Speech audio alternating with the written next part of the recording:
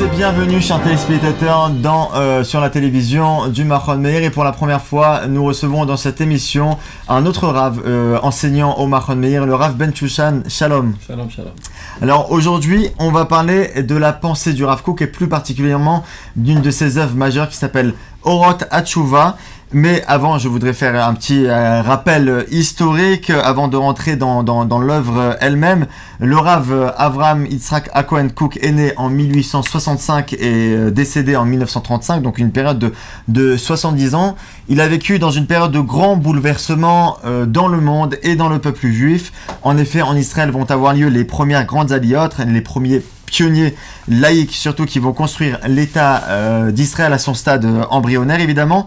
La pratique religieuse, on peut dire que dans ce contexte-là, elle passe un peu à l'arrière-plan. Et en parallèle, au niveau universel, on a les développements des technologies, des grandes connaissances scientifiques. On a un peu une accélération à ce niveau-là. Et c'est dans ce contexte-là donc que le Rav Kook va rédiger une de ses œuvres majeures, Orot HaKodesh, qui est divisée en 4 tomes. On va parler de Orot HaTshuva, Rav Ben Shushan. Alors, pourquoi cette nécessité de rédiger Orot HaTshuva et de quoi s'agit-il? Alors comme ça, toutes les œuvres, de manière presque totale, qui ont été écrites sur le sujet de la Teshuvah, présentent la Teshuvah comme quelque chose qui est a posteriori et comme une démarche humaine de l'homme vers Dieu. Qu'est-ce que je veux dire par a posteriori? Ça veut dire que si tu as fauté, tu as trébuché, tu es tombé, c'est grave, mais ceci n'est pas irréversible, tu peux te relever. Évidemment, on aurait préféré que tu ne tombes pas et que tu n'aies pas recours du tout à la Teshuvah. Tout comme par exemple la mitzvah de Hashavat HaGezela, qui est de rendre un objet qu'on aurait volé. Donc il ne faut pas espérer à tout prix accomplir cette mitzvah. Dire toute ma vie j'espérais quand est-ce que je pourrais accomplir cette mitzvah, parce qu'un jour, au Hachem, j'ai dévalisé une banque et j'ai pu accomplir cette mitzvah en rendant l'argent. On aurait préféré que tu ne voles pas et que tu n'aies pas recours du tout à cette mitzvah. Donc on peut croire que la teshuvah c'est pareil. Seulement si tu as fauté, tu dois avoir recours à la teshuvah. Et le Rav Kook avec une approche totalement différente, qui, comme tous ses écrits, est fondée sur la Torah de la Kabbale. Il explique en fait que la teshuvah n'est pas humaine, elle est divine. Qu'est-ce que ça veut dire? C'est Dieu qui fait teshuvah. D'ailleurs, le mot teshuvah dit tashuv he, qui symbolise Dieu. Dieu retourne. Qu'est-ce que ça veut dire? Ben, quand Dieu a créé le monde, créer, ça se dit en hébreu bara, qui est de la racine bar, qui veut dire extérieur. En quelque sorte, il a extériorisé le monde de son essence première. Quand le monde était dans la pensée divine, et un beau jour il a été concrétisé, donc il est extériorisé de la divinité. Donc le monde se retrouve déconnecté de sa source de vie. Cela ressemblerait à un bébé dans le ventre de sa mère, qui est tout au chaud, qui entend les battements de sa mère, il est tout heureux, et un beau jour, il est expulsé à l'extérieur. Ben, tout le monde est bien content, applaudit, Mazal Tov, Mazal Tov. Le seul qui pleure, c'est le petit bébé, et évidemment, parce qu'il est dans le désarroi le plus total, il ne sait pas ce qui va venir de lui, déconnecté de la vie, respiration, de nourriture, etc. Qu'est-ce que fait la maman? Elle se courbe sur lui, elle commence à l'allaiter, et c'est comme ça qu'elle insuffle en lui la vie à nouveau. Et dès lors, elle sera toujours à ses côtés pour l'encourager, le faire progresser, etc. Et exactement de la même manière, après que le monde a été extériorisé de la divinité, le divin revient vers son monde. Et il y a un flux de vie qui vient de la source de vie, la divinité, vers ce monde. Par quel biais? Ce flux, tout ce qu'il rencontre sur son chemin, cela cause progression. Comme dit le Midrash, évidemment de manière métaphorique, derrière chaque fleur se cache un ange et qui la frappe et qui lui dit grandis, grandis, grandis. Évidemment, ne cherchez pas des anges derrière les fleurs, ce n'est qu'une métaphore pour dire qu'il y a un dynamisme constant. Il y a un mouvement divin qui entraîne la progression constante de toute l'existence. Donc la Teshuvah n'est pas un processus humain de l'homme vers Dieu, mais exactement le contraire, un mouvement divin de la source de toute vie vers ce monde. Et tout ce qu'elle rencontre sur son passage, ça la fait progresser. Donc si ça tape une fleur, ça va faire grandir la fleur. Si ça tente la science, ça va faire développer la science. Si ça frappe la société, ça amène la société à de nouvelles résolutions de fonder la société sur des fondements de justice, etc., etc. Et quand ça tape l'individu, eh ben, ça suscite en lui des pensées d'amélioration, de progression. C'est traduit en pensée. C'est-à-dire ces pensées qu'on appelle Hiruré Teshuvah, des pensées de Teshuvah, ne sont pas créées par l'intellect humain, mais sont captées par l'intellect humain, et en fait elles sont émises par le divin. À ce moment-là, quel est le rôle de l'homme par rapport à ça? Et bien là intervient le libre choix de l'homme.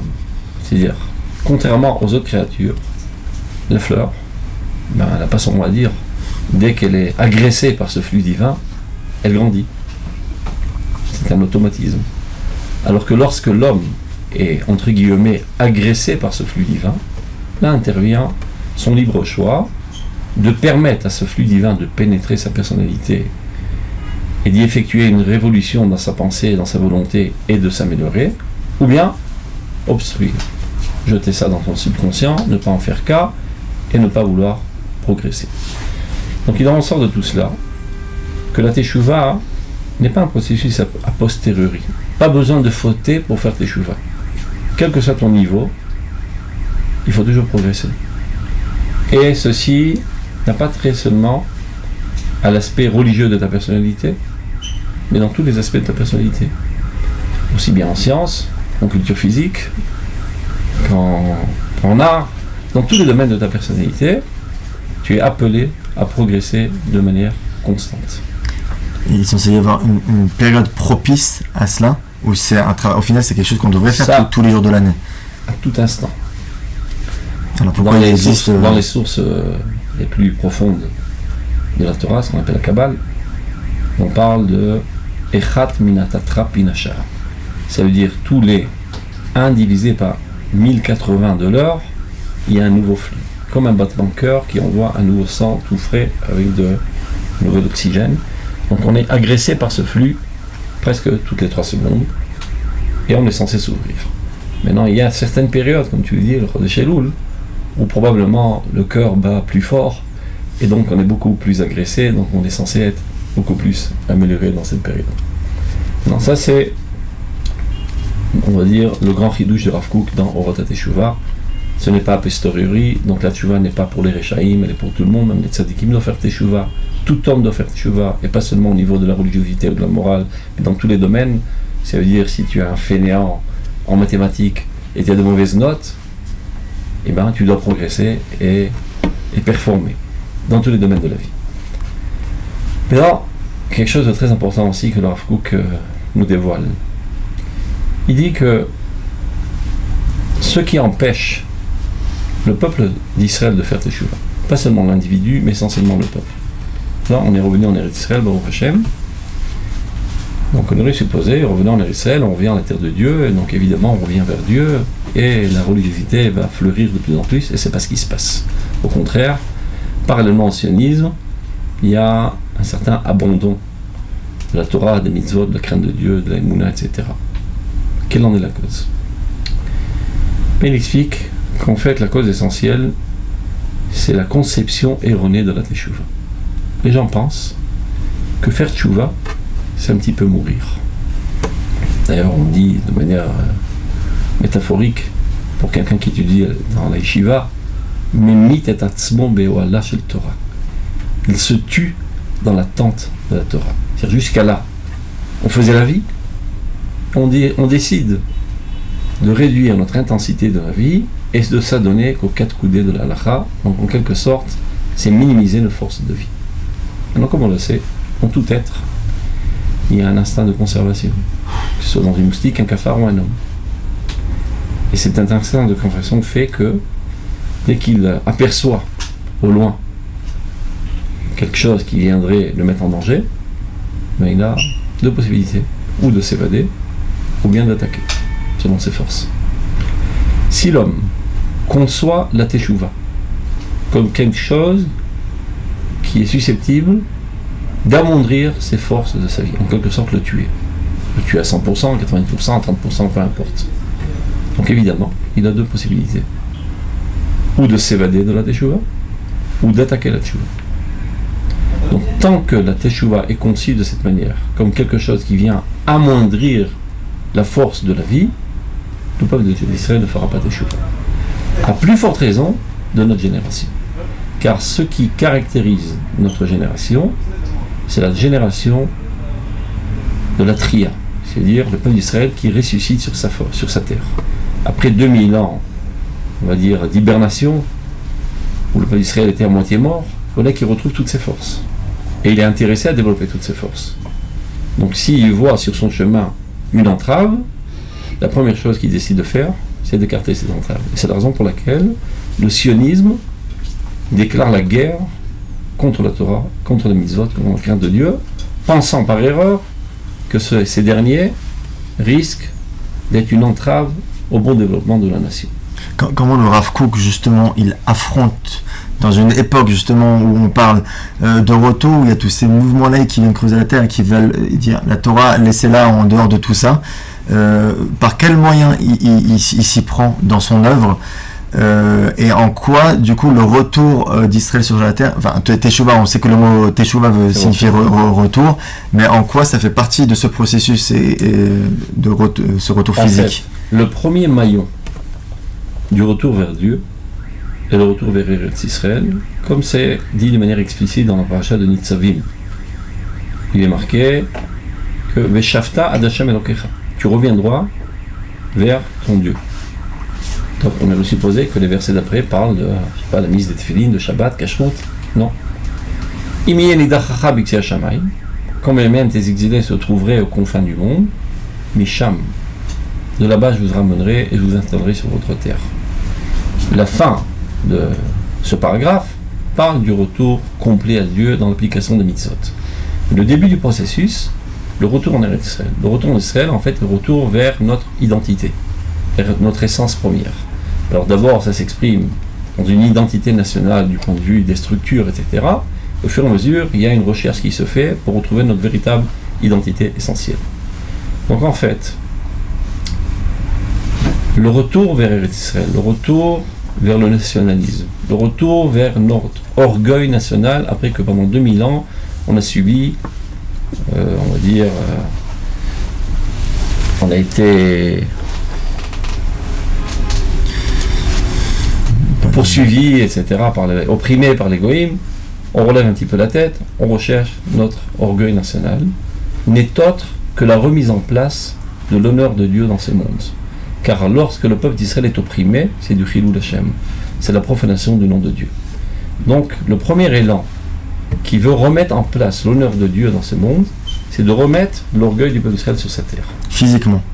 Physiquement.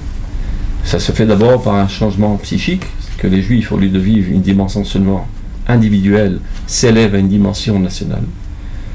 Et là commence le paradoxe. Voulant remettre en place cette dimension extraordinaire qui est l'honneur de Dieu, Kvod Hashem Ba'olam, qui se traduit par l'honneur de la nation, on a tendance à un petit peu mépriser les aspects secondaires, qui sont les petites bougies relativement au grand soleil. C'est-à-dire quand il est dans l'obscurité totale, le fait d'avoir recours à une bougie, c'est tout à fait légitime et naturel. Mais quand il est sous l'éclat du soleil, te balader avec une bougie dans la main, ça paraît un petit peu idiot. Donc le peuple d'Israël qui se retrouve dans cette situation, de vouloir remettre en place le royaume d'Israël, l'honneur d'Israël, et de manière inconsciente, l'honneur de Dieu, a du mal à comprendre quel est le besoin de ces petites bougies qui sont Shabbat, Tfilin, Kashrut, etc. Donc ceci entraîne de manière paradoxale à donner un bon coup de pied sur toutes les mitzvot. D'autant plus, et ça c'est moi qui le rajoute, que ceux qui sont fortement agrippés aux mitzvot, eux prétendent que rien ne se passe. On est encore en plein exil.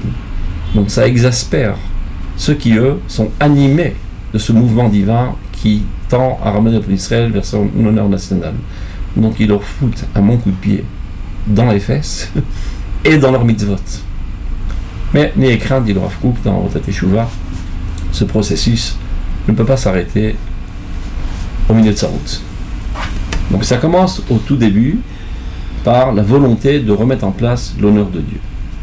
Après, ça progressera dans la traduction de cette lumière divine dans les aspects les plus microscopiques et les plus intimes qui sont l'application des mitzvot. Donc, le nationalisme lui-même est la cause du retour à la religiosité.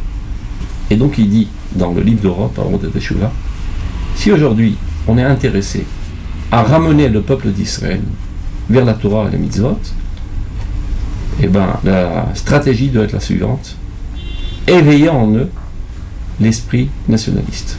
Plus les Juifs sont amoureux de leur nation, voudront le bien de leur nation, par là même ils arriveront à la Torah. Car il est dit dans le Zohar qu'il y a un lien intime entre la Torah, Dieu et le peuple d'Israël. En fait, ces trois choses ne réalisent qu'une seule chose, sont trois facettes de la même chose.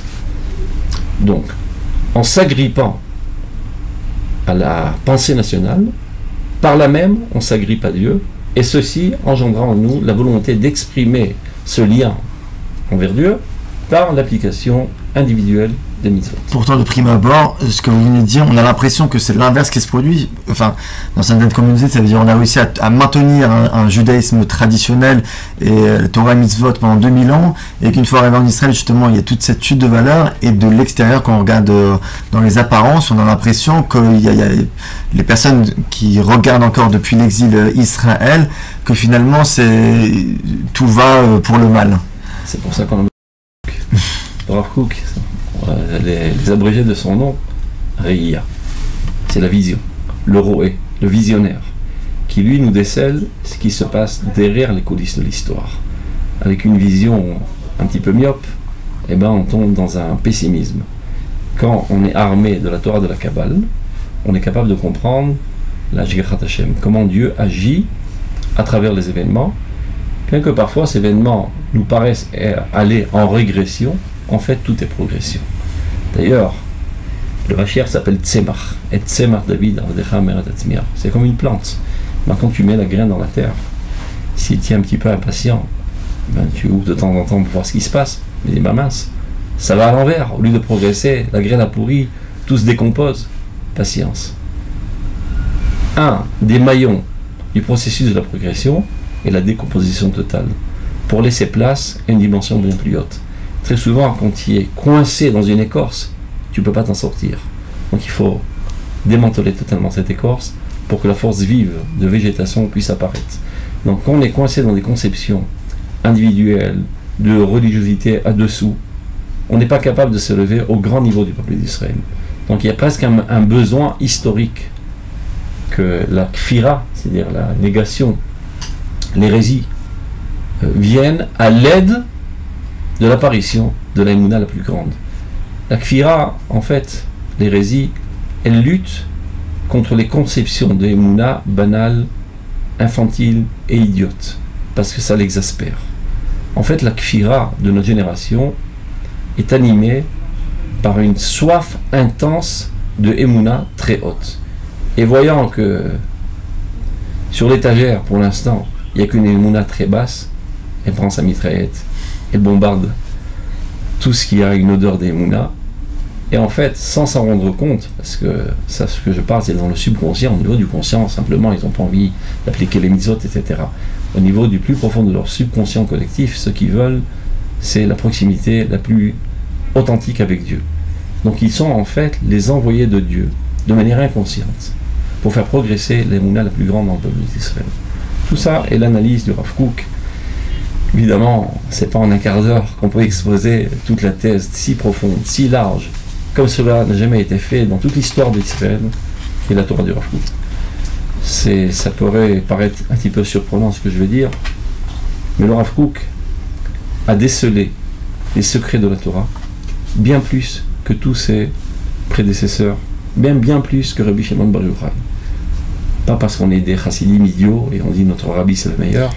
Et c'est pas parce qu'on ose dire que Chazé Shalom Rav Kook est plus grand que Rabbi Shimon Bar Yochai.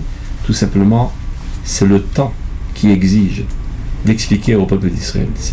Les événements actuels obligent des grands d'Israël, a décelé les fondements les plus élémentaires de la Torah, les plus, pas élémentaires, les plus profonds de la Torah. Parce que si jusqu'à présent, des discours un petit peu superficiels suffisaient pour alimenter le peuple d'Israël, parce que de toute manière, il n'était pas en tellement grande activité, il s'agissait seulement d'une survie plus que d'une vie. Aujourd'hui, le peuple d'Israël retrouve sa vie dans toutes ses dimensions, donc il a besoin d'une alimentation bien plus haute. Donc là, à Kadosh Baruch Hu, à chaque génération, on voit de nouveaux bergers adéquats à l'histoire contemporaine.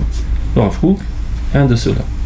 Donc il vient aujourd'hui déceler les secrets de la Torah, qui sont la nourriture adéquate, et je dirais même plus, exclusive, pour la génération qu'on est en train de vivre. Rav Ben Shushan, merci beaucoup pour toutes ces réponses, pour ces éclairages et pour nous avoir donné un avant-goût, si je peux dire, déjà assez un tour d'horizon de ce que c'est la pensée du Rav Kook et plus particulièrement de son œuvre majeure Orot HaTshuva. Merci beaucoup. Je vous souhaite une excellente journée et de très bonnes fêtes de Tishri. Merci à vous de nous avoir suivis. Vous pouvez évidemment réagir en commentaire à cette vidéo et continuer de regarder nos émissions. À très bientôt. Merci beaucoup.